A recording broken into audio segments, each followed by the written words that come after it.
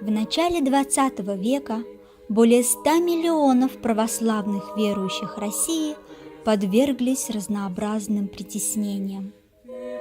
Памятуя об этих скорбных днях, при поддержке благотворительного фонда преподобного Серафима Саровского вышла в свет новая книга иеродиакона Иосифа Ключникова «Святые Чувашской земли. Жития святых». Прямо или косвенно связаны с Чувашской землей 25 православных новомучеников российских. Книга повествует о святых, которые родились, учились, служили и молились Богу, страдали или умерли в Чувашии. Для нас они являются покровителями родной земли. Они самые близкие к нам святые, обращаясь к которым мы молитвенно обретаем ходатаев перед Господом. В житиях представлены лучшие граждане страны, честно служившие своей родине и народу, истинные пастыри Христовы.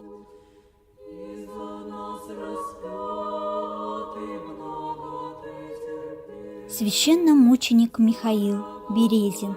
Господь даровал ему мученический венец, и он достойно прошел его до конца. Священномученик Михаил Самсонов совершал ежедневные мученические подвиги во имя веры. Священномученик Николай Троицкий поддерживал дух заключенных, укреплял в них веру и учил со смирением переносить все тяготы. Священномученик Дмитрий Воскресенский во времена богоборчества продолжал свое служение перед Святым Престолом. Преподобно-мученик Тихон Бузов, его судьба сложилась подобно судьбам многих его верующих современников: арест, приговор, лагерь, расстрел. Священномученики Василий Покровский и Емельян Киреев.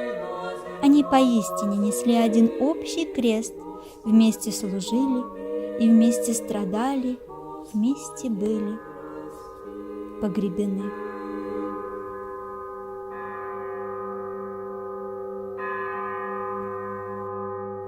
Прочитав книгу «Святые Чувашской земли. Жития святых», вы почувствуете близость к нашим чувашским святым. Они станут вам родными, и благодать от прочтения житий пребудет с вами.